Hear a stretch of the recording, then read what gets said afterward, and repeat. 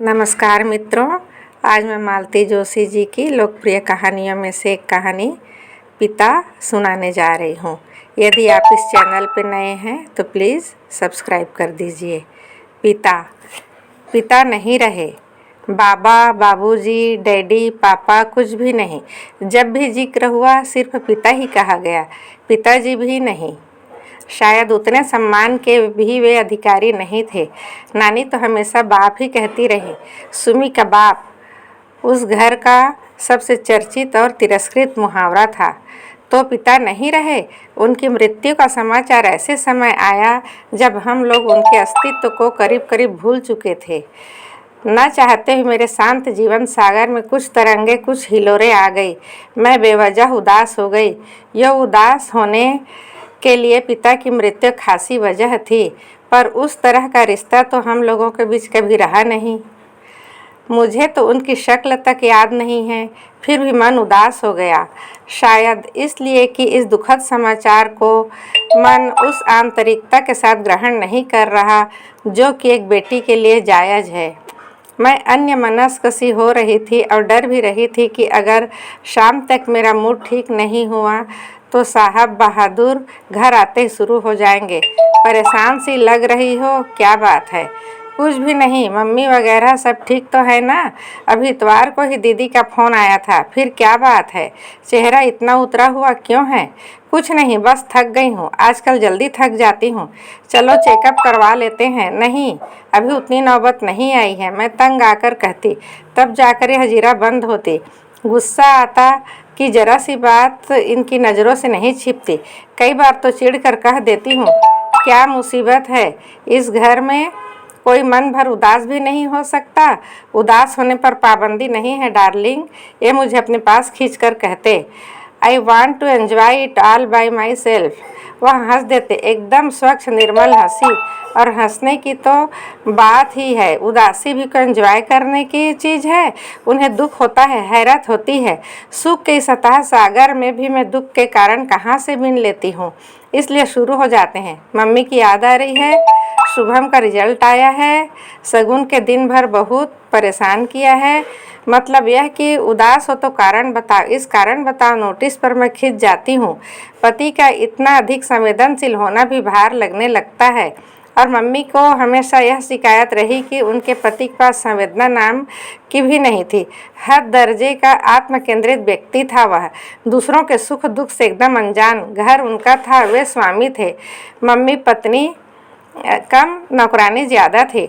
नौकरानी जिसे तनख्वाह न देनी पड़ती हो। मेज संवारने से लेकर सेज संवारने तक का हर काम खुशी खुशी करना उनका फर्ज था।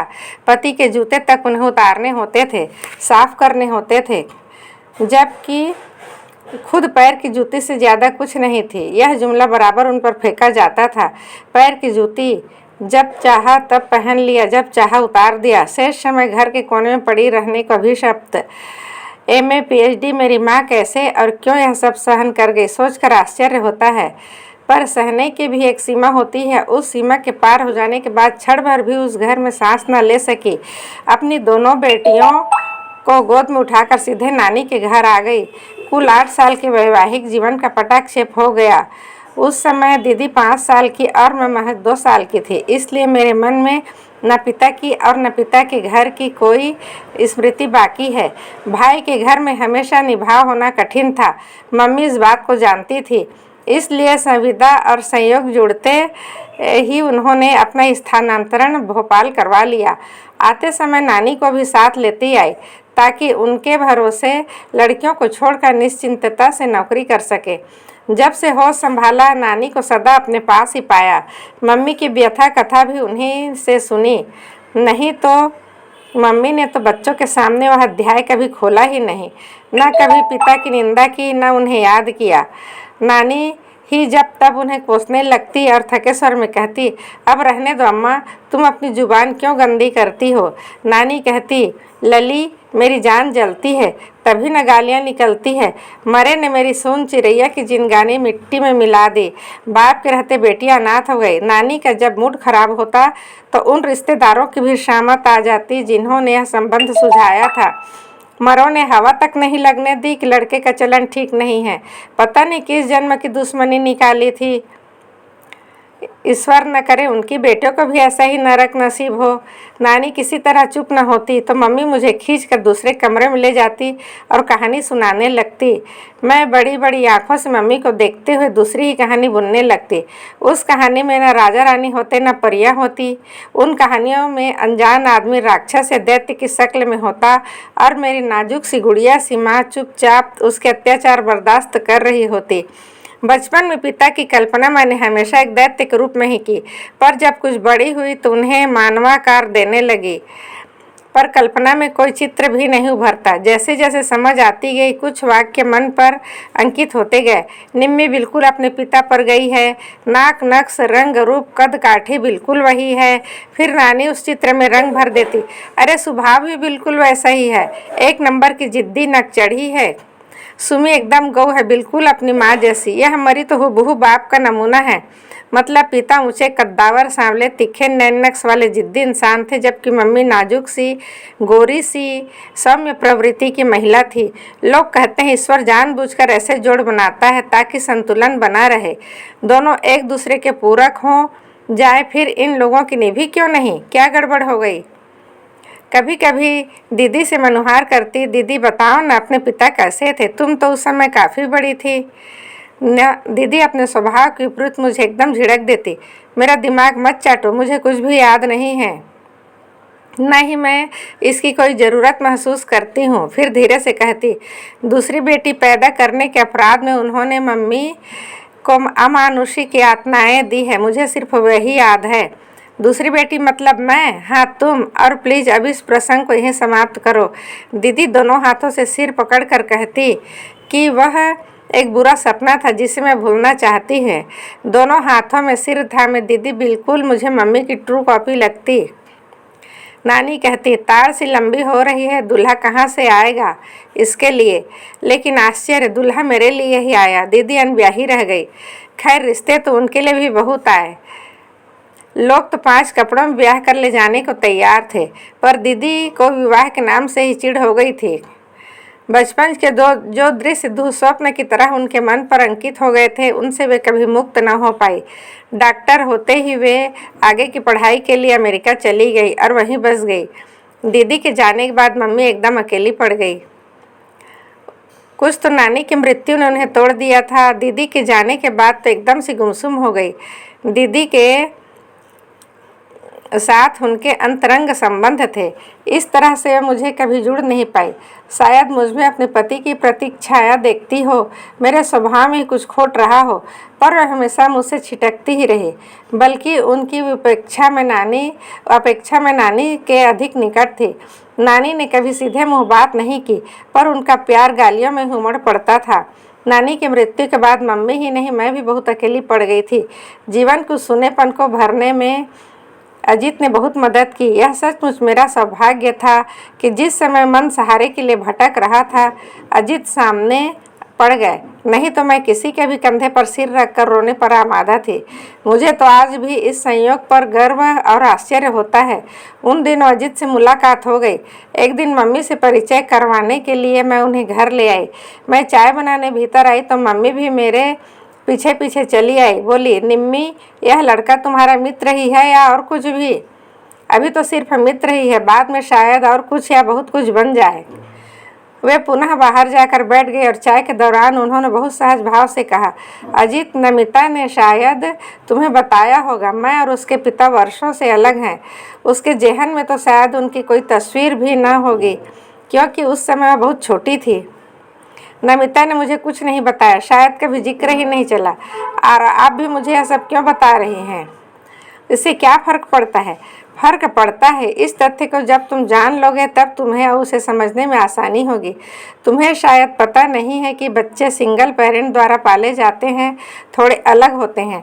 वे ज़्यादा भावुक, ज़्यादा संवेदनशील, ज़्यादा गुस्सैल और ज़िद्दी होते हैं।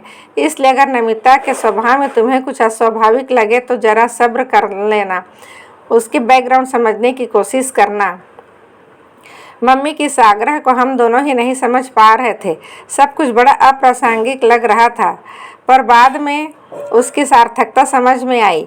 मम्मी जान गई थी कि यह रिश्ता बहुत दूर तक जाएगा, इसलिए भूमिका बांध रही थी। जैसे ही अजीत की ओर से प्रस्ताव आया, उन्होंने फौरन हाँ कर दी। वे मानसिक रूप से अपने को तैयार कर रही थी। उन्होंने दीदी का शादी का जिक्र भी नहीं छेड़ा। अजीत के माता पिता से भी उन्होंने कोई बात नहीं छिपाई, बल्कि उनसे कह दिया कि मेरी बेटी का यह पक्ष कमज़ोर है, कृपया इसे लेकर कोई तानाकशी न करे, नहीं तो वह सहन नहीं कर पाएगी। अजीत तो सज्जन है ही, उनके माता पिता ही बड़े गंभीर किस्म के हैं। शादी में मेरे पिता की अनुपस्थिति को उन्होंने नज़रअंदाज कर दिया। रिश्तेदारों ने कानाफूसी भी की होगी तो पता नहीं, मुझ तो अभी तक बात नहीं पहुँची। विदा के समय सभी माएँ अपनी बेटियों को सीख देती हैं। मेरी माँ ने भी दी। कहा, निम्मो, अब थोड़ा अपने स्वभाव को मोल्ड करो, अपनी ज़बान पर काबू करना सीखो। मैं तो औरत थी, फिर भी सह नहीं पाई।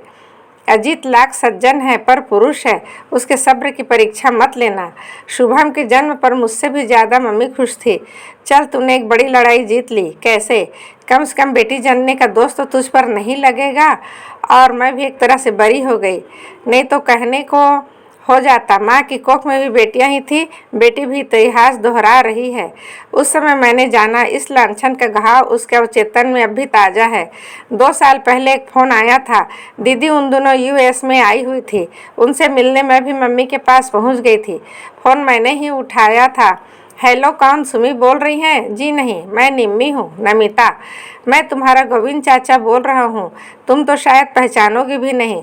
सुमी होती तो पहचान लेती। ज़रा अपने मम्मी को फ़ोन देना। मम्मी कॉलेज गई हुई थी, मैंने दीदी को पकड़ा दिया। कोई गोविंद चाचा हैं। दीदी का चेहरा एकदम तन गया। बड़ी ही बेरुखी आवाज़ में उन्होंने कहा, यस, सुमिता हियर। उस तरफ से क्या बात हुई पता नहीं। दीदी ने तल्ख अंदाज में कहा, मतलब हमारे पिता भी मौजूद हैं? This is a news for us. मेरी माँ ने तो अरसे पहले ही अपने सारे सौभाग्य अलंकार उतार दिए हैं। हमारे लिए तो पिता का अस्तित्व ही कब से शेष हो गया है। Anyway, thanks for calling. और दीदी ने रिसीवर पटक दिया। मैंने प्रश्नार्थक नज़रों से देखा। श्रीमान को कैंसर हो गया है, सिरोसिस ऑफ लिवर। इसलिए बीवी की याद आ गई, क्योंकि बीमारी में सेवा भी चाहिए और पैसा भी। वह जो एक और थी, वह कहाँ गई? एक होती तो रुकती, यहाँ तो अनेक थी। डूबते जहाज पर कौन ठहरता है? मम्मी को बताओगी? बताना तो पड़ेगा, पर एक बात तय है, अगर उस आदमी के पास दोबारा गई तो हम दोनों उनसे कभी कोई संबंध नहीं रखेंगे। लेकिन दोबारा फ़ोन आया तो मम्मी क्या मना कर पाएंगी? यू आर राइट, मम्मी में वो गट्स नहीं है, और वे लोग उनकी इमोशनली ब्लैकमेल ज़रूर करेंगे। एक काम करते हैं, मैं उन्हें साल 6 महीने के लिए अपने साथ ले जाती हूँ। मामा की भी खबर लेती हूँ। यहाँ का नंबर उन्होंने ही दिया होगा। यहाँ से जाकर पहला काम यही करूँगी कि वहाँ नया नंबर ले लूँगी, और सिर्फ तुम्हारे पास होगा, नहीं तो लोग मम्मी को वहाँ से भी चैन से नहीं रहने देंगे। इसके बाद बड़ी दीदी ने सांस नहीं ली। दौड़ धूप करके मम्मी को साल भर का वीज़ा बनवाया। वह तो मम्मी से कह रही थी कि नौकरी छोड़ दो, पर मम्मी नहीं मानी। लंबी छुट्टी ले ली। पिछले साल 1 महीने के लिए आई थी, वीज़ा की अवधि बढ़ाकर फिर चली गई। मम्मी के जाने के बाद मैं अकेली पड़ गई हूँ। 8वें दिन फ़ोन पर बात होती है, फिर भी दूरी का एहसास नहीं जाता। 3 लोगों की हमारी छोटी सी दुनिया थी। वे दोनों तो अब भी साथ हैं, मैं ही अलग पड़ गई हूँ। मम्मी से शिकायत करती हैं तो वे हंस देती है। पगली, तुम्हें अब हमारी ज़रूरत क्या है? तुम्हारी तो अब अपनी अलग दुनिया है। तुम्हें तो अब हमारी याद भी नहीं आनी चाहिए। ऐसा भी कहीं होता है? आज सुबह 11 साढ़े 11 के करीब उन्हें गोविंद चाचा का फिर फ़ोन आया था। इस बार सीधे मेरे पास ही आया था। मम्मी दीदी के पास थी, और दीदी का नया पता और नया नंबर सिर्फ मुझे मालूम था। पिछली बार की तरह इस बार भी उन्होंने मामा से बात की होगी, वहीं से मेरा पता और नंबर लिया होगा। मैं तुम्हारा गोविंद चाचा बोल रहा हूँ, पहचान रही हो ना? जी, एक खबर देनी थी। कहिए। तुम्हारे पिता नहीं रहे। चाहती तो दीदी वाला जुमला फिर से उछाल देती, पर इच्छा नहीं हुई। इस खबर पर कोई भी प्रतिक्रिया व्यक्त करने का मन नहीं हुआ। निम्मी, सुन रही हो ना? जी, तुम्हारी मम्मी को खबर करनी थी। तुम्हारे मामा जी के पास सुमी का नंबर नहीं था। भाभी शायद वहीं हैं। मैं खबर कर दूंगी। हफ्ते 6 दिन में दीदी फ़ोन कर ही लेती है, तब बता दूंगी। मुझे नंबर दे देती तो ऐसी भी क्या जल्दी है, 2 दिन बाद भी पता चलेगा तो क्या फ़र्क पड़ेगा। आप तो जानते हैं बरसों पहले उन्होंने एक दूसरे को अपनी ज़िंदगी से खारिज कर दिया था। खैर मैं तो अपना फ़र्ज अदा करना चाहता था कि तुम्हारी मर्जी। वे रिसीवर रखने को ही थे कि मैंने तपाक से कहा, आपका फ़र्ज क्या यहीं तक सीमित था? मतलब जिस तत्परता से आपने अपने भाई की बीमारी और मृत्यु की खबर पहुंचाई है, उसी तत्परता से कभी हमारी खोज खबर भी ली होती। आपके ख़ानदान की बेटियां थी हम, कभी पता तो लगाया होता कि हम कैसी हैं, कहाँ हैं, पढ़ लिख रही हैं या मामा के घर में खट रही हैं, शादी हो गई या कुंवारी बैठी हैं। अब चाचा होते हैं ना हमारे, फिर कभी हमारा ख्याल क्यों नहीं किया? सिर्फ ख्याल करने से क्या होता है? कोई संपर्क का सूत्र तो हो। फिर जिसके दम में सारे रिश्ते थे, जब उसी ने किनारा कर लिया तो हम तो पराए ही थे। एग्जैक्टली। और अब तो अमहिन सा रिश्ता भी खत्म हो गया, इसलिए गुड बाय। मैंने रिसीवर इतनी ज़ोर से पटका कि उन्हें पता चल गया होगा मेरे मन में कितना आक्रोश है। गुस्से से मेरे आंसू निकल आए। ज़िंदगी भर कभी सुध नहीं ली, ये लोग जीती हैं या मरती हैं, अब 13वीं का निमंत्रण भेज रहे हैं। गुस्सा सिर्फ उनके ऊपर ही नहीं था, अपने आप पर भी था। उनसे इतनी बात करने की क्या ज़रूरत थी? मेरे आक्रोश के पीछे झांकता मेरा उदास, एकाकी, निरानंद, अभावग्रस्त बचपन उन्होंने जरूर देख लिया होगा। अपने दुखों को इस तरह विज्ञापित करने की क्या ज़रूरत थी? यह तो एक तरह से मैंने मम्मी का अपमान ही कर दिया, उनकी सारी तपस्या पानी पर फेर दिया। पता नहीं कितनी देर तक मैं अपने को कोसती रही, हिलक हिलक कर रोती रही। शाम को रोज़ की तरह मुंह हाथ धोकर मैंने कपड़े बदल लिए। फिर इन्होंने आते ही मेरी चोरी पकड़ ली। क्या बात है, लगता है दिन भर रोती रही हो? मैं एकदम फट पड़ी। तुम CID में भर्ती क्यों नहीं हो जाते? बेकार दफ्तर की फाइलों में अपनी प्रतिभा जाया कर रहे हो। Thanks for the compliments madam. फिर आपका चेहरा इतना पारदर्शी है कि कोई अंधा भी पढ़ सकता है। मैं तो फिर भी 2 आंखें रखता हूँ। किचन में गिलास भी टूट जाता है तो मुझे पता चल जाता है। टेलर अगर तुम्हारा ब्लाउज बिगाड़ देता है तो मैं जान जाता हूँ। आज तो सच मुझको गंभीर बात हुई है, क्योंकि तुम दिन भर रोती रही हो। ठीक कह रहा हूँ ना? रोने पर पाबंदी है? कोई पाबंदी नहीं है, पर पूछना है, मेरा फर्ज है। पति हूँ तुम्हारा। मन हुआ चीख कर कह दूँ, भाड़ में गया तुम्हारा फर्ज, प्लीज़ लीव मी अलोन। पर मम्मी की सीख याद आ गई, जो उन्होंने सगाई पर, शादी पर, अमेरिका जाते हुए दी थी। कहा था, निम्मी अपनी ज़बान पर, अपने गुस्से पर काबू रखो। ये छोटी छोटी बातें गृहस्थी में दरार पैदा करती है। माना कि अजीत बहुत सज्जन है, सहनशील है, पर चंदन भी कभी कभी आग पकड़ लेता है। इसलिए कहती हूँ, अपने लिए, अपने बच्चे के लिए थोड़ा जब्त करना सीखो। मम्मी की याद से मेरा गुस्सा ठंडा पड़ गया और मैं सूखी हंसी हंस कर कहा, फ़र्ज पूरा हो गया श्रीमान जी, अब थोड़ा चाय नाश्ता हो जाए। सौभाग्य से उसी समय बच्चे भी आया के साथ घूमकर वापस लौट आए। माहौल एकदम खुशगवार हो गया। रात का खाना भी उसी प्रसन्न वातावरण में हुआ। उस रात टीवी खोलने का मन नहीं हुआ।